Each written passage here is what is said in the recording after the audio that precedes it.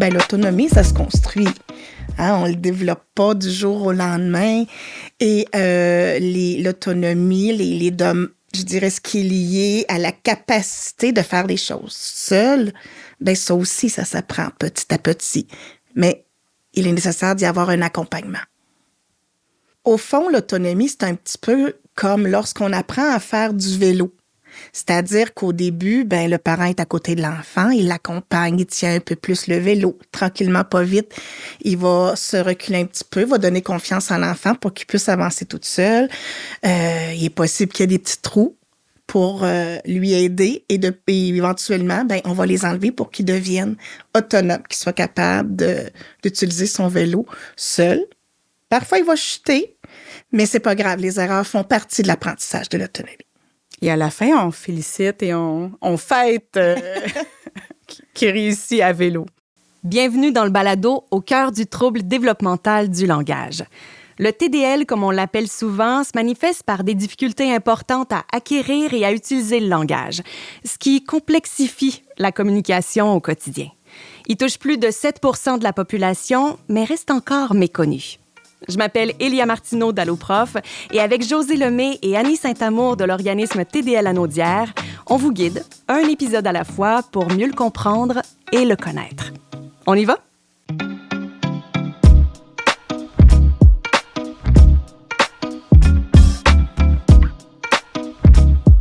Les transitions, c'est pas évident pour personne, mais pour un jeune qui vit un trouble développemental du langage, ben c'est comme changer de pays. Si on pense au passage du primaire au secondaire, ben ça implique de changer de repère, de changer d'horaire. C'est des nouveaux codes aussi à apprendre. Alors c'est beaucoup de défis qui leur est demandé. Dans cet épisode-ci, on va voir comment rendre les passages plus doux, puis on va faire le plein de conseils pour l'aider à développer petit à petit son autonomie. Et là, ben, on aborde le sujet de l'autonomie. Comment est-ce qu'on peut voir ça comme parent? Bien, en fait, l'autonomie, ça se construit petit à petit.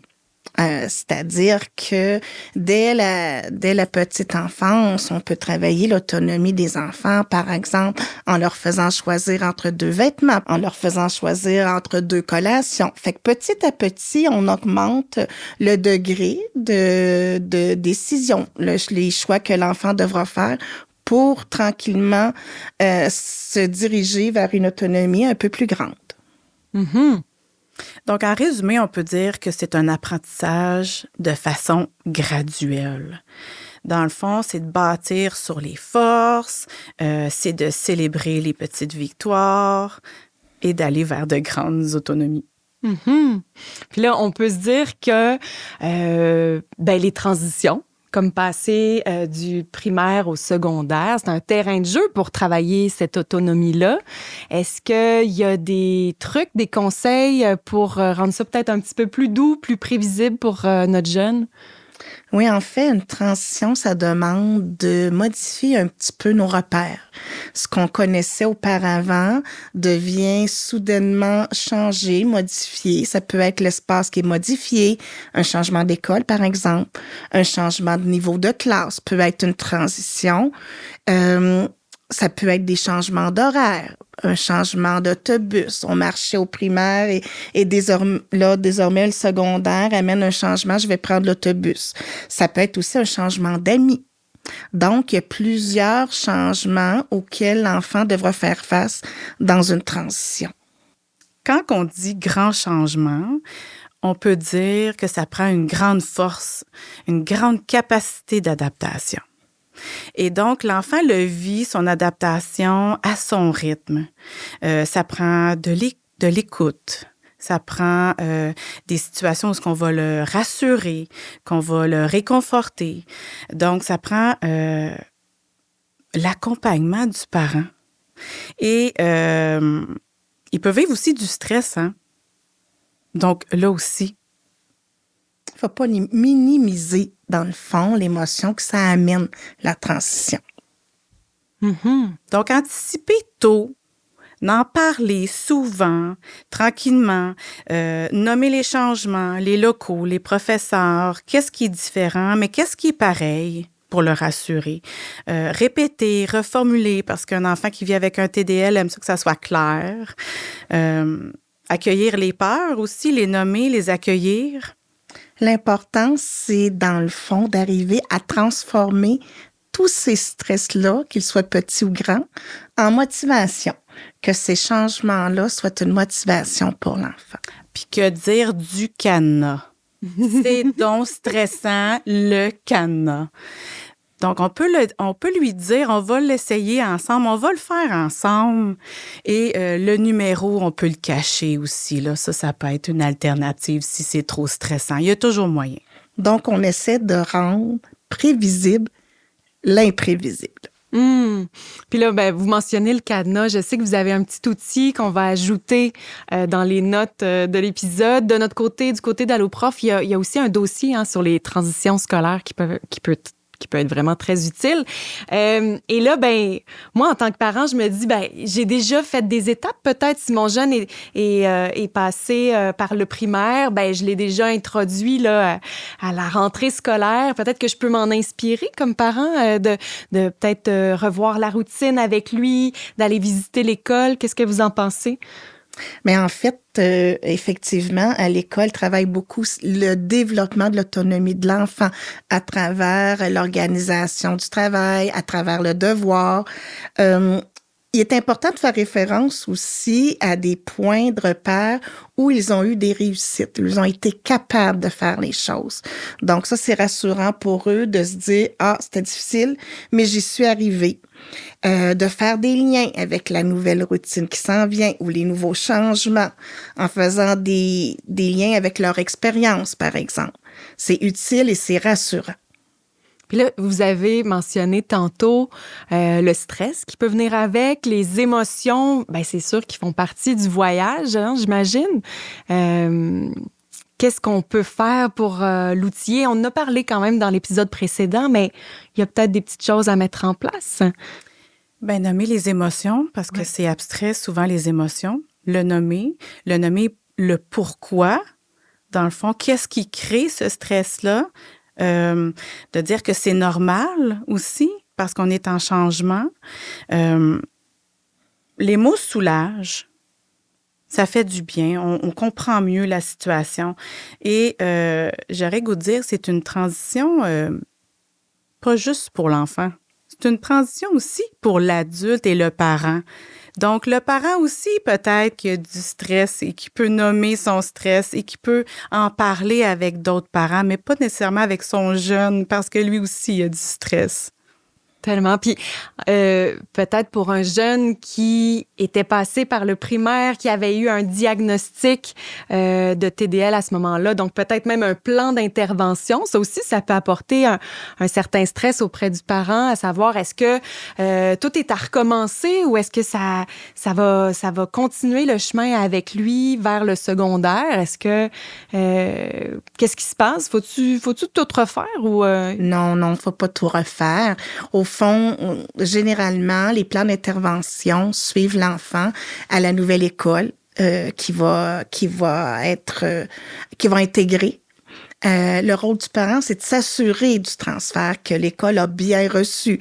Surtout s'il y avait un changement de service scolaire, s'assurer que l'information a bien suivi l'élève dans son transfert. Mais généralement, les mesures d'adaptation suivent, tout dépendamment, bien évidemment, des ressources disponibles dans l'école. Mm-hmm. Puis là, si je reviens à l'autonomie, parce que je pense que ça, c'est un outil qui peut servir tout au long de la vie. Est-ce que vous avez des stratégies qu'on peut mettre en place en tant que parent pour développer, stimuler l'autonomie de notre jeune, pour faire en sorte que toutes les transitions de la vie soient peut-être plus douces par la suite, là? L'autonomie, ça se construit. On le développe pas du jour au lendemain.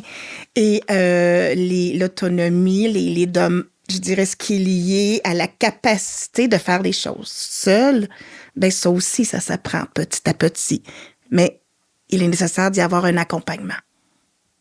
Au fond, l'autonomie, c'est un petit peu comme lorsqu'on apprend à faire du vélo. C'est-à-dire qu'au début, ben le parent est à côté de l'enfant, il l'accompagne, il tient un peu plus le vélo, tranquillement, pas vite. Il va se reculer un petit peu, va donner confiance à l'enfant pour qu'il puisse avancer toute seule. Il est possible qu'il y ait des petits trous pour lui aider et éventuellement, ben on va les enlever pour qu'il devienne autonome, qu'il soit capable d'utiliser son vélo seul. Parfois, il va chuter, mais c'est pas grave. Les erreurs font partie de l'apprentissage de l'autonomie. Et à la fin, on félicite et on fête qui réussit à vélo. Mais en fait, il faut progresser étape par étape. Donc, la première étape, ça serait de montrer ce qu'il faut faire en lui expliquant, en donnant des exemples. Donc, on le fait, on le montre, on le démontre. Ensuite, ça serait faire la tâche ensemble qu'on peut faire. Ensuite, ça serait l'enfant qui essaie avec de l'aide et l'enfant qui devient autonome, qui le fait seul. Donc, pour donner une petite idée, on cible un petit défi précis et pas trop large pour, dans le fond, qu'il réalise. Faut qu'il le réussisse. Ensuite, on va nommer clairement l'objectif. Ça nous aide, nous, ça aide aussi l'enfant. Et on va le décortiquer dans l'action. Donc, par exemple, on prépare le sac à dos. Alors, on regarde l'horaire du lendemain, on trouve les bons cahiers, on met tout dans le sac et on dépose le sac à la porte, prêt pour demain. Donc, si je me souviens bien, parce qu'on a quand même parlé dans l'épisode sur les habiletés sociales, l'idée, c'est de modéliser. Donc, on montre à l'enfant qu'est-ce qui est à faire. Ensuite, on le fait avec lui. On l'invite peut-être à le faire sous notre guidance, en le guidant un petit peu. Il va avoir à le faire seul par la suite. Et puis, à travers le processus, ben, on le valorise, on le félicite, on l'encourage. C'est à peu près ça? Oui. Très beau résumé. Il faut, par contre, pas oublier 2 choses très importantes. La patience, pour que notre enfant puisse y arriver, et la répétition. Plus il va le pratiquer, plus il va le faire, plus il va être en mesure d'être autonome dans ses tâches. Et ce n'est pas juste à l'école, parce que l'autonomie, c'est quand j'organise une sortie à la plage que là, je peux m'y préparer, parce qu'il y a toute l'anticipation de est-ce qu'il va faire beau, quels souliers je mets, parce qu'il y a du sable, qu'est-ce que j'ai besoin. Donc, on peut le faire pratiquer de plus en plus et à tout moment. Dans différents moments. Dans différents moments. D'ailleurs, à TDL La Naudière, sachez qu'on les accompagne, les ados et les adultes. Et ce qu'on observe, dans le fond, chez nous, c'est que les défis rencontrés, ça peut être avoir un permis de conduire, ça peut être se trouver un logement, ça peut être, dans le fond, faire le budget et respecter son budget. Donc, tout ce qui est assurance, remplir des formulaires, dans le fond, on peut faire l'accompagnement dans leurs défis. Excellent. Concrètement, y a-t-il des outils que vous proposez pour les plus vieux? Oui, puis on peut réutiliser aussi les outils qu'on a utilisés en plus bas âge ou encore à l'adolescence pour les adultes. On peut réutiliser, par exemple, une séquence visuelle pour faire les choses dans un ordre précis. On peut utiliser ce que les ados aiment beaucoup, c'est le téléphone, les rappels, les sonneries. Il existe des programmes pour aider au budget, pour la prise de médication, des rappels pour l'heure de prendre l'autobus.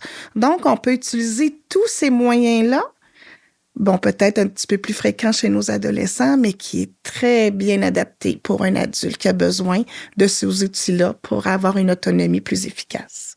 Ben, je pense qu'on utilise un peu tous dans nos vies maintenant aujourd'hui. Puis ça met la table pour le prochain épisode où on va se concentrer sur les stratégies à mettre en place à la maison, mais aussi à l'heure des devoirs et des leçons. Merci. Moi, je retiens que toutes ces pistes-là, ces conseils-là qui vont mener vers l'autonomie, mais ça va suivre le jeune pendant toute sa vie. Alors, un grand merci pour tout ça. Merci. Merci. On espère que cet épisode vous a éclairé sur le trouble développemental du langage.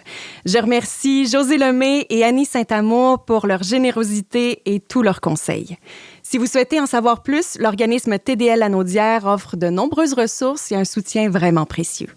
Visitez leur site web tdl-lanaudière.org ou encore consultez les articles sur le site d'Alloprof. On remercie notre partenaire, la Shop Studio, où le balado a été enregistré.